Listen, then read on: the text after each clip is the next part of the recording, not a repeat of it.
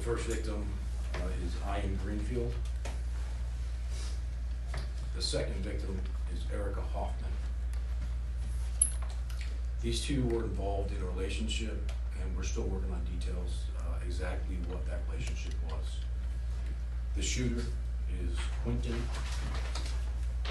Hunter. So yesterday evening, we responded to an armed individual at a Narcotics Anonymous meeting. Prior to our arrival, Quentin Hunter, after moments of entering the meeting, shot Mr. Greenfield in close proximity. He then struck Erica Hoffman with a handgun and took her hostage. The meeting participants fled the building. We had some conflicting witness statements of how many gunshots were heard as they were fleeing. Our regional SWAT team and negotiators responded. We attempted contact with Mr. Hunter, which was unsuccessful. We breached the 2 rear doors utilizing our SWAT team, entered the building and found 3 deceased with gunshot wounds. This was not a random shooting. It was believed to be domestic in nature. Our condolences and prayers go out to the families of the victims. As for Mr. Hunter, I'm glad he's no longer with us to harm anyone else. I'll take a few questions. Chief, were all of these 3 participants in the meeting? Were they all supposed to be there, or how did? So it's a Narcotics Anonymous meeting, so I'm not sure if they're staying with that group. I don't know if they were there for support for somebody who has a narcotics problem, or if they had a problem themselves, but we're still working on the details of that. Chief, you said that this was probably domestic related. So was suspect Hunter in some way involved with Ms. Hoffman? So Mr. Hunter is the ex-boyfriend of Ms. Hoffman, and we believe that Mr. Greenfield formed a new relationship with her. I just don't know the status of that, if they had an actual label of boyfriend-girlfriend, or if they just began a friendship. So possible jealousy comes up, and allegedly then she. So obviously there's possible jealousy. It's kind of difficult to say this time if there was any other interaction with the 2 males involved. So we're still working on obtaining some details for that. That you're aware of, were there any previous threats from Hunter against Mr. Greenfield or Ms. Hoffman? So we're still investigating that. I'm not liberty to discuss that right now. Do you know in general if Mr. Hunter had any history of violence on his record? So Mr. Hunter does have a violent criminal history out of state for some weapons charges. Anything local here in Edgewater or beyond? He does not have any local arrest history. Was there any indication that this could happen? We had some information that he made a post that just, was kind of suggestive of something last night. Anything that you know Sure. of?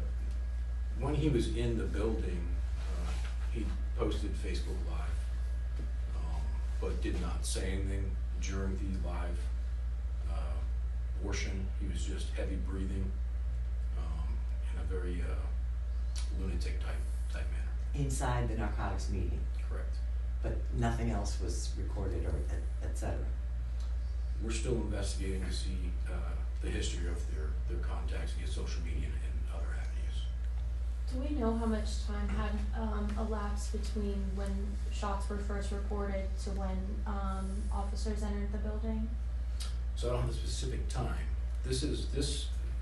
When we arrived, this was no longer an active shooter. Okay, if it was an active shooter, we respond differently to those, obviously. This was a single hostage taken and a barricaded subject. So we don't want to, in those situations, we don't want to agitate the suspect and potentially force him to harm the victim. So as we gathered details regarding the incident, we made the decision that it was time to breach, and we breached and sent our robots in at first, and then officers. Was it barricaded, Chief? The door? No, the door was not barricaded. That's a police term for basically just in the house, not coming out. So no, well, we did breach the one door with our MRAP, which is an armored vehicle, and the second door we breached with just utilizing typical SWAT tactics. And can you tell us how many other people escaped? So approximately 20. so 23 with everyone involved, but at least 20 people got out So safely. I don't have the exact number with me here, but, yeah, approximately 20 people. And You said to your knowledge, they were never threatened by the Correct. this They were not subject threatened. at all, or? It was, he had clear intent to shoot Mr. Greenfield, and clear intent to harm Ms. Hoffman, and everyone else in the meeting fled. Have witnesses said, did he say anything or prior to this happening? Did he go in with the gun? Did he pull it out when he was inside? Have you- So when he entered, the gun was not brandished, but shortly after him entering, he brandished the firearm and shot Mr. Greenfield in close proximity. you said he was on Facebook Live.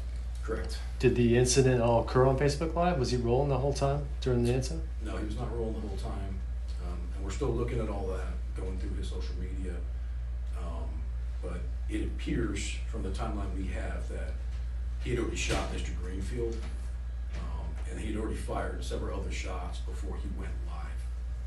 But he made no comments, he wouldn't communicate with us, it was just heavy breathing, in a very strange manner. And no one, did anyone inside share anything that he said prior to the shooting of the first victim? So we are still interviewing those witnesses, and still an active investigation, so I can't release those details right now. Is the Facebook Live posting, which doesn't show, the violence, is that something you can share with us? I believe it's available on Facebook. No, yeah. Under Quentin Hunter, so. And were all three of these people residents of Edgewater? So we're still working on that, no. They are, we're still working on that. I don't have those details. Some are out of state, some are on the west side of the county. But it appears like they have several addresses we're trying to track down where they were last staying. Do you believe, though, that at least two of the victims were at the meeting as participants? Correct. Mr. Greenfield and Ms. Hoffman, they are participating in the meeting. And just to clarify, I apologize, you believe they were in a romantic relationship together? I hate to use the term romantic. I can tell you that Mr. Hunter and Ms. Hoffman were boyfriend and girlfriend at some point. Mr. Greenfield and Ms. Hoffman created some kind of relationship. I hate to put a label on it right now, but there was a new friendship. And then we're working on details to see if that was the entire motive of Mr. Hunter, was jealousy, but I don't know that yet. It's still a lot of investigating we have to do on our end. Can we Thank just you. get you to hold up the pictures maybe one more time? And again, Chief, nobody from Edgewater, Yeah. none of these three.